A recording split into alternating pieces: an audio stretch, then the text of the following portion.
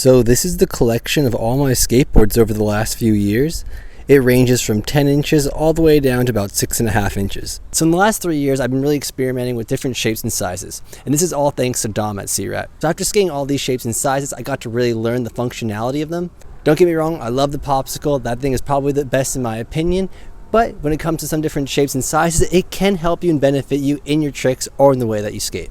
So this is the biggest board in my collection. This is the Searat 10-inch Shin splitter.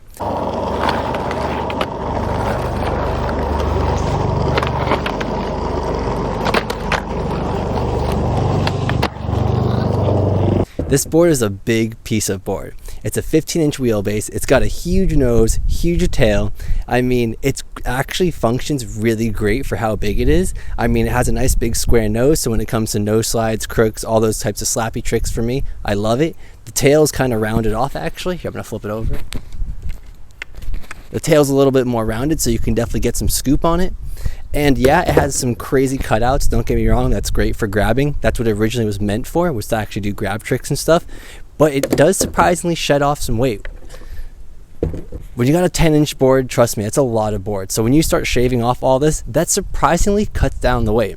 I guess the next thing we'll talk about are the deck rails. You can see the deck rails are pretty close in there. I ride them about 2 inches in from the edge, or if you guys are wondering why they're like kind of so far in. And it also does help with those board slide like hurricane, board slide feeble tricks when you're doing the tilts.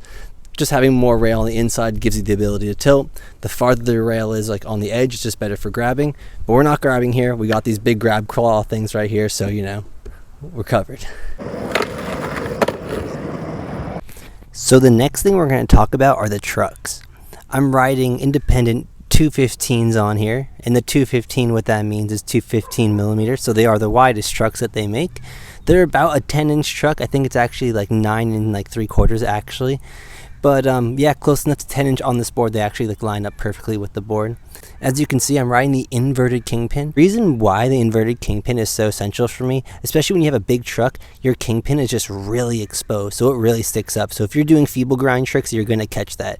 So having that inverted kingpin does give you that extra clearance, so you have a less chance of getting caught on anything. You can see these are like my little crook rubies. I've had these trucks for a while. I've actually had this board probably for at least a year or two. And it's crazy because this was like my actual like main setup board for about a year or two as well. Like I actually only skated this shape for a while. I actually have a video, I think it was Curb Doggies Volume 4. I can link it in this, and it was like the board I rode the entire time. Okay, now let's move on to the wheels right here.